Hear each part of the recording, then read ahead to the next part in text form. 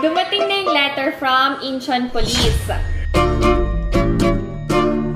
Pagod na pagod na pagod na pagod. Hindi ako sasayaw, kala nyo Toyo.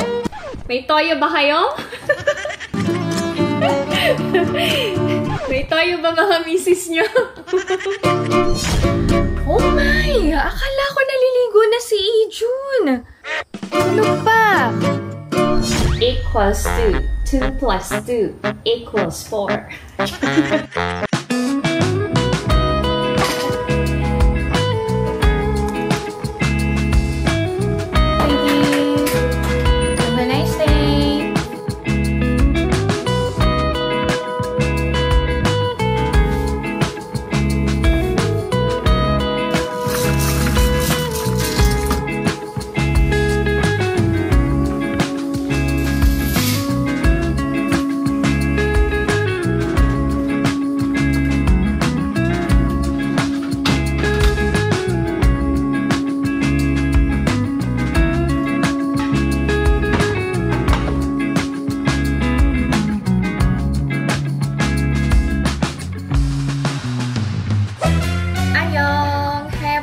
Welcome back to my channel, and this is my life in Korea. Samahan niyo ako ngayong araw na to. Diyan lang kayo. Maghahanda ako ng breakfast ng mga kids. May natirang fried rice. Papainit ko na lang. Mag-fry muna ako ng egg.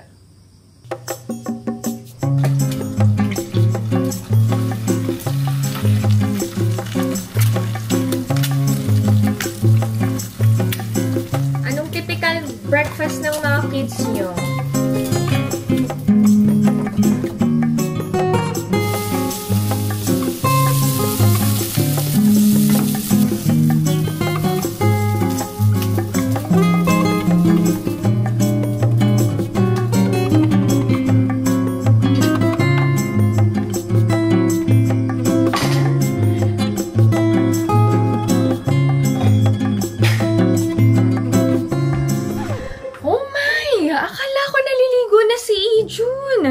Ay ko, anong oras na? Tulog pa. Late na, late na. Ay, first time malilate na to.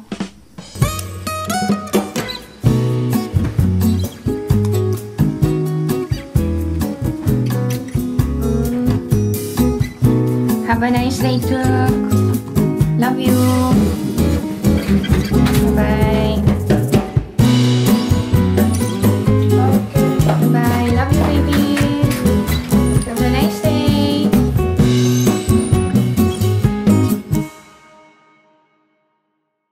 Kain tayo to, netizens.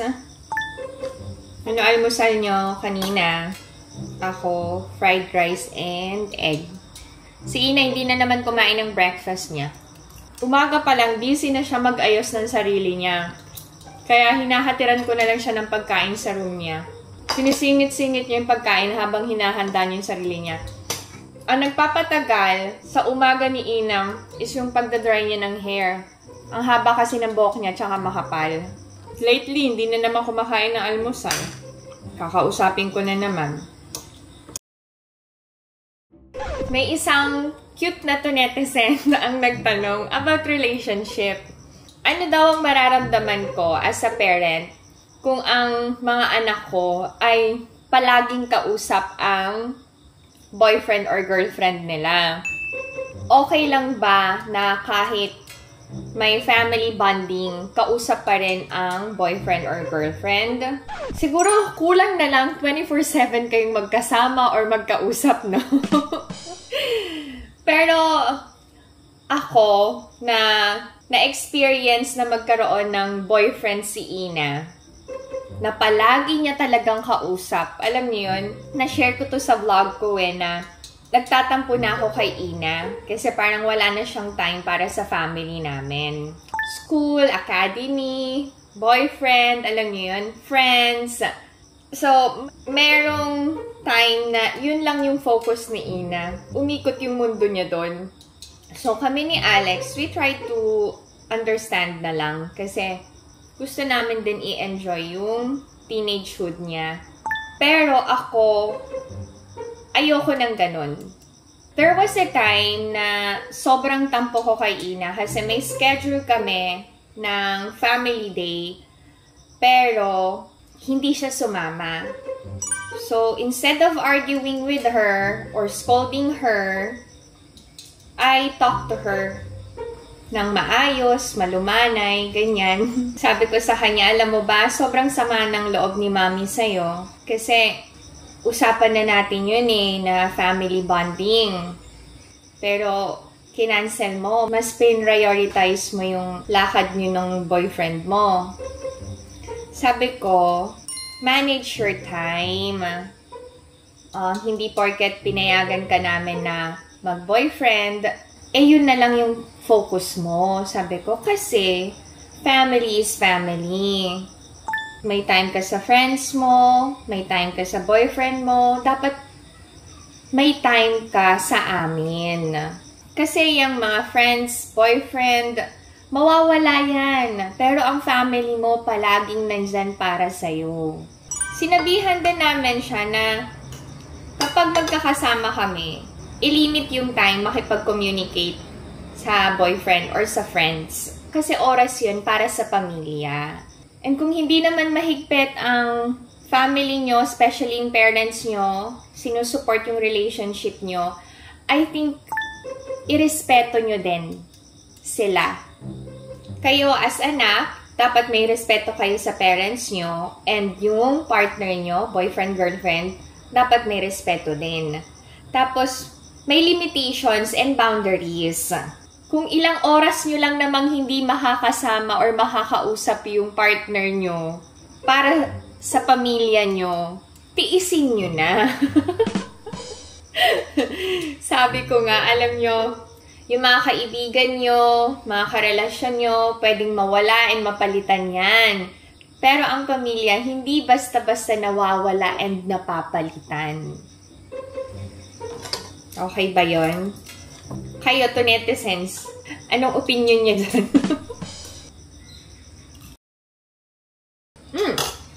Anong ginawang action pala ni Ina after namin mag-usap nun?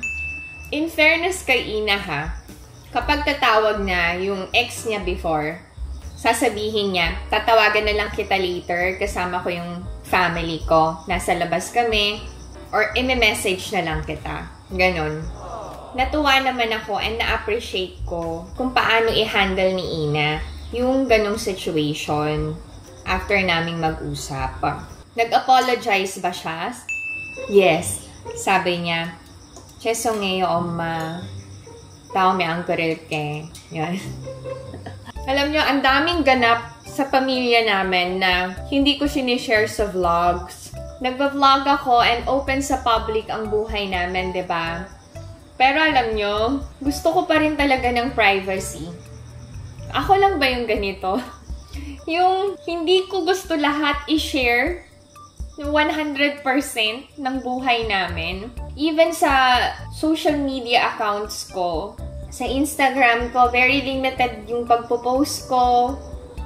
Yung Facebook ko, most of the time, sarili ko lang yung pinapost ko. Even sa page. I don't know.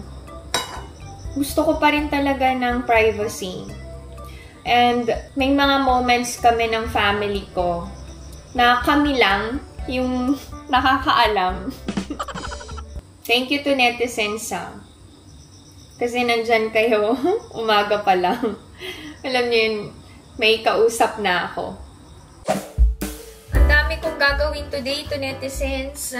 Mag-scrub ako ng tiles dito sa kitchen. Greasy na. Pero maghugas muna ako ng mga pinagkainan. Yung mug ni Ina nabasag na. Okay, may nagtanong, bakit naka-gloves pag naghuhugas ng pinggan? Kasi gumagamit po kami ng warm or hot water. Lalong-lalo na kapag mamantika ang mga hinuhugasan and pag winter.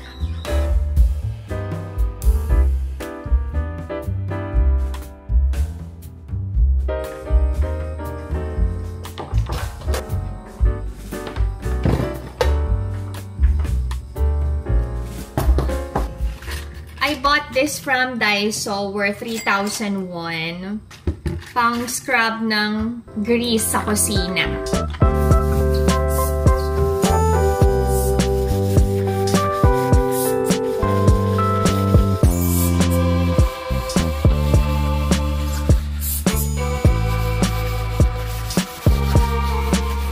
Ito yung schedule ko talaga for today's video. Uy, effective. Ganda yung panglinis ng kusina.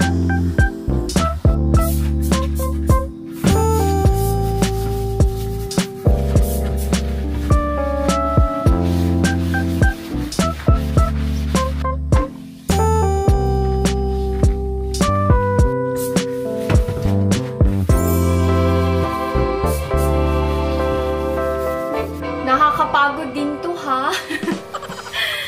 Paano na lang kaya yung sobrang laki ng kusina, no? Sa bagay, pwedeng mag-hire ng kasambahay, no? Kahit ilan, basta may pera ka.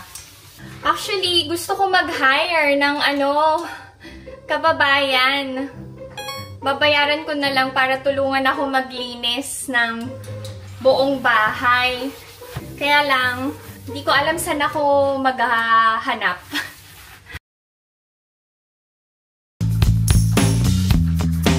Ay, in fairness,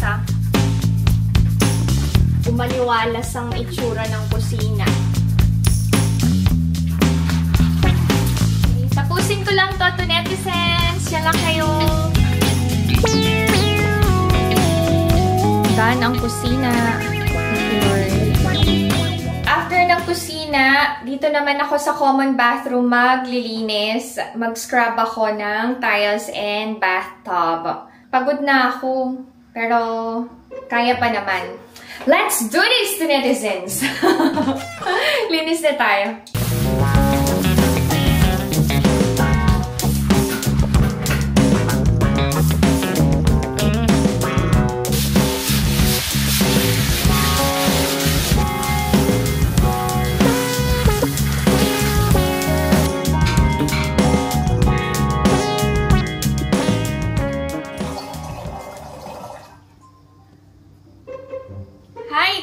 Lord, natapos ang household chores.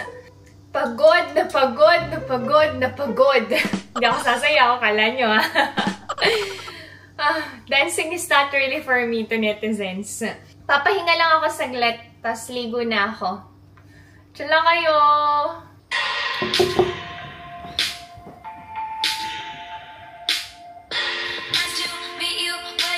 Si Maring Taylor ang aking companion pag nagpapahinga ako. Siya ang aking playlist ngayong araw na to. Oy, congratulations! Engaged na si Maring Taylor! Nakakatuwa lang. Tapos si Selena Gomez, diba? Ikakasal na. True love waits talaga. Uy!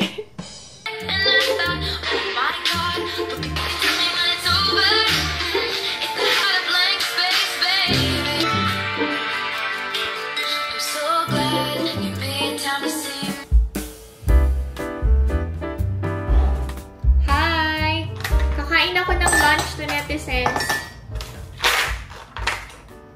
May natira pang pinakbet. So, ito yung ulam ko. Kumain na kayo? Ano lunch nyo? Kanina, ano almusal nyo? Ngayon lunch naman. Kain tayo. Di na ako mag-placemat. Thank you, Lord. Alam nyo, may nakalimutan ako sa pinakbet ko. Wala tong kamatis. Okay lang ba na walang kamatis? Okay lang, masarap naman. Lasang pinakbet. After ko mag-lunch, mag-grocery ako to netizens. Samahan nyo ako mag-e-mart. Masipag ba kayo magtrabaho to netizens? Alam nyo na, ang dami nyong binubuhay na buwaya sa Pilipinas. Mag-OT pa kayo! Nakakahiya naman. Baka pumayat and maghirap ang mga buwaya.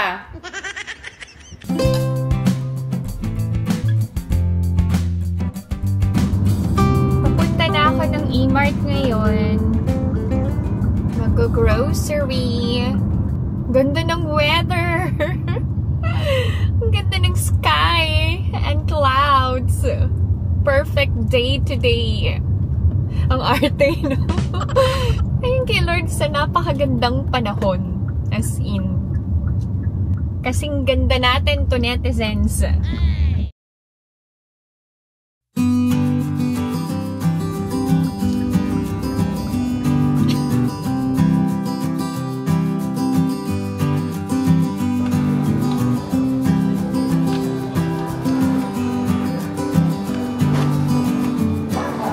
Naka-sale ang fig.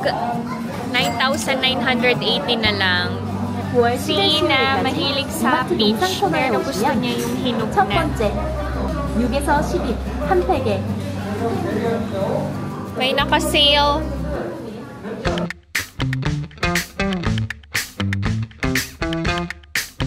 Naka-sale.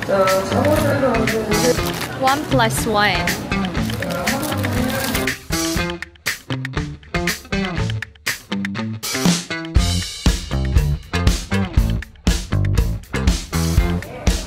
Ito yung kalasa ng toyo natin sa Pinas. Dadaan ako sa Innisfree. May mga kailangan akong bilhin dito. Itong facial foam, 1+1. Okay. Tapos, ito rin. Hair oil serum. Sa mga nagtatanong kung anong ginagamit kong sunscreen, ito yon. Vitamin C Tone Up Sunscreen. Okay. Ay, ang mura na lang, oh. Bibili nga ako.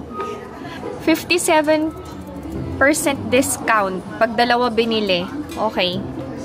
Maganda to, eh. May glow. Ang daming sale. Pamangking ko. Bakit ganyan kasi? Si Kuya na lang. Tatawagan ko.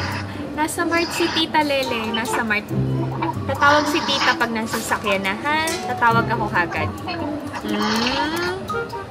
Kamsahamnida. Ne, anyoy kaseyo. Pag naka-worth 100,000 ka sa Innisfree, makakatanggap ka ng 10,000 won na gift certificate plus shopping bag. Oh, di ba? Ipapakita lang yung resibo. Ay, ang bigat na nung card.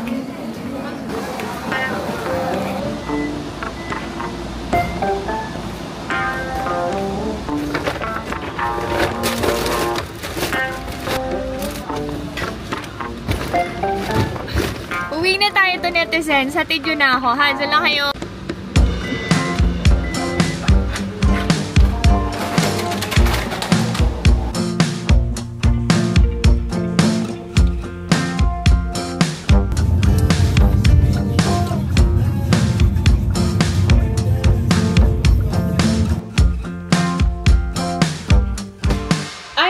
Home to netizens, share ko ang E-Mart haul. First, itong peaches for Ina. Ito yung ano na, ripe na peaches. And then, figs. Okay. Ay, yung kilikili ko, ayan. Kasi, pagka ganito, may shadow. Ayan. Pero hindi kaputian ang kilikili ko talaga. Sakto lang. Anyway, bumili ako ng pang seafood pot. Seafood pot. Ito yung dinner namin. Ready to cook na. Yogurt, assorted, and another yogurt. Peach naman for Ina. Bumili ako ng soy honey boneless sobaba chicken. Pag tatlo yung binili kasi, may discount. So, instead of chicken nuggets, ito yung binili ko. Bumili ako ng Tok Kalbi. Ito yun. Tapos, Frank's sausage. Milk. Siyempre, bumili na ako ng toyo. May toyo ba kayo? May toyo ba mga misis nyo? Ang corny. Pero natatawa ako. Ako minsan may toyo. Okay. Okay, bumili rin ako ng Gatorade Sports Iron Drink for Alex. Tapos, Dr. U Protein Drink, banana and strawberry flavors. Tapos, strawberry milk para sa aking mag-aama. Meron ding Pocari Sweat. I also bought salmon, wet tissue, cheese crust pizza pepperoni deluxe. Para kapag wala ako sa bahay and gutom ang mga kids, pwede na nilang i-oven lang to. Bumili ako ng cherries dahil naka-sale. Parang kailangan kainin kagad. Cheese butter sandwich. Cheese butter sandwich from No Brand, dalawa. Siyempre, ang favorite na tinapay ng aking tuki-tuki-tuk. Tapos yung roasted seasoned game, 1+1. Bumili ako sa Chaju ng Easy Wash Sun Lotion. Tapos itong hydrocolloid spot type bandages from No Brand. Then lastly, bumili ako ng aming dental floss. Importante na nagpo-floss tayo to netizens, hindi lang yung basta toothbrush. Ang total ng pinamili ko ay 213,031. Tapos, i-share ko sa inyo ang aking Innisfree haul. So, na-share ko na yung skincare routine ko, diba? So, vitamin C, green tea, enzyme brightening serum, and cream. Partner to sa umaga ko to ina-apply. Plus, vitamin C tone-up sunscreen. Okay. Nakamura ko na to. Kasi pag dalawa binili, 50% off. Bumili ako ng Vita Trouble Cleansing Foam 1+1 equals 2. 2 plus 2 equals 4. Tapos, ito yung ina-apply ko sa gabi. Retinol Cica Repair Ampule. Ito yun. Ito yung ina-apply namin ni Ina sa hair namin. My Recipe Essential Hair Oil Serum. 30% discount kapag member ka ng Innisfree. Tapos, may mga freebies ako, syempre. Originally, ito lang yung freebies. Pero, nag-ask ako for more. Since Suki, binigyan ako ng Vitamin C Green Tea Enzyme Brightening Serum Gel Mask. Tapos, yung travel size na skincare, lahat to ay vitamin C. Lahat. Yan. Oo, diba? Anyway, aayusin ko na ang aking pinamili. Tapos, magluluto na tayo ng dinner to netizens. Diyan lang kayo. Okay ba yun? Sabi nyo, okay. Palit ako ng gloves. Ginamit ko kanina yung gloves panglinis sa kusina. Magluto na tayo to netizens. Ito yung dinner namin. Kailangan hugasan.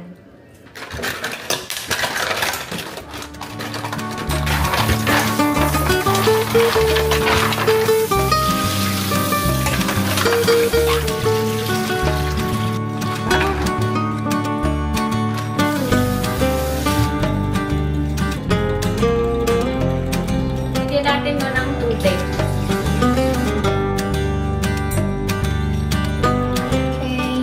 Nating kumulo. Ito yung cherries na nabili ko. Hugasan ko na para makain kagad. Babad ko lang muna. Ano yung nilagay ko sa cherry? Eco Dish Fruit Swash. Ito yun. Share ko lang sa inyo kasi maraming nagtatanong anong brand ng bag na to. It's from Zara. I bought this from Goodwill, worth 7,500. Oy! Korean won. Ang mura, diba? Kung nasa Korea kayo at gusto nyong makabili ng affordable pero quality na mga items, try nyong mag-visit sa nearest Goodwill. Yun lang. Ay! Dumating na pala yung letter from Guri. Dumating na yung letter from Incheon Police. Actually, a week after naming mag-report, meron ng result. So, hinintay ko lang talaga yung letter para official kong masabi sa inyo. Nakakalungkot to netizens kasi ang kumuha ay, hindi ko nasasabihin. Ang reason ng pagkuha niya, nagutom daw siya.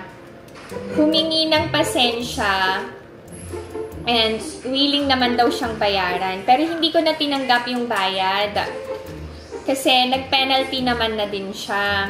And nangako siya na hindi niya nauulitin. Sana nga hindi na ulitin. So, para hindi na lumaki, pinatawad ko na. Pero feeling ko, baka may sakit yung kumuha. No? May mga ganun kasi, hindi nila napipigilan yung sarili nila na kunin yung isang bagay kahit hindi sa kanila. Yun. Anyway, yun lang. Check na natin ang seafood hot pot. Okay, luto na. Tapos, i-rinse ko na ang cherries.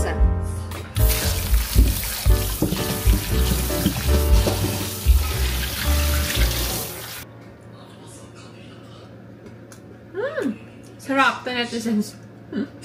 Ay na. So, this is our dinner.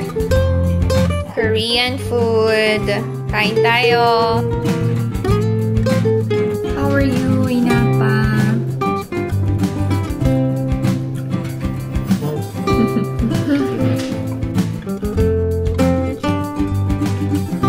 Inaantok na naman ako.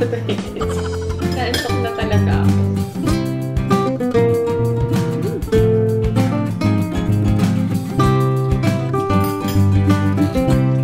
Hindi maanghang tong siling na to. Galing to sa farm. Yung parang siling pang sigang. Ito yung figs. Ito lang siya.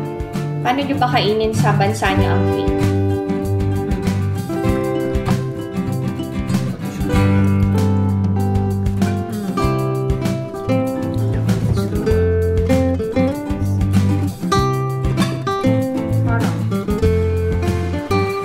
Matamis. That's it. This is my video for today. I hope that you enjoyed watching, and if you're new to my channel, please consider subscribing, like, and share. Pinoy mga minutes of Korea. Hintayin ko pa si Ijun. Stay safe everyone. Bye! Bye-bye! Madaming nagbigay sa akin ng tips paano buhayin tong halaman ko. So, ikakat ko muna yung leaves. Tatanggalin ko yung mga natuyo na. Baka nasobrahan ng dilig ni Alex to. Pero syempre, ayoko na siyang sisihin. Hindi din naman niya gustong matuyo to. Regalo niya to sa akin. My baby. 아니, 조심해서 잘라. Sorry. Sorry naman.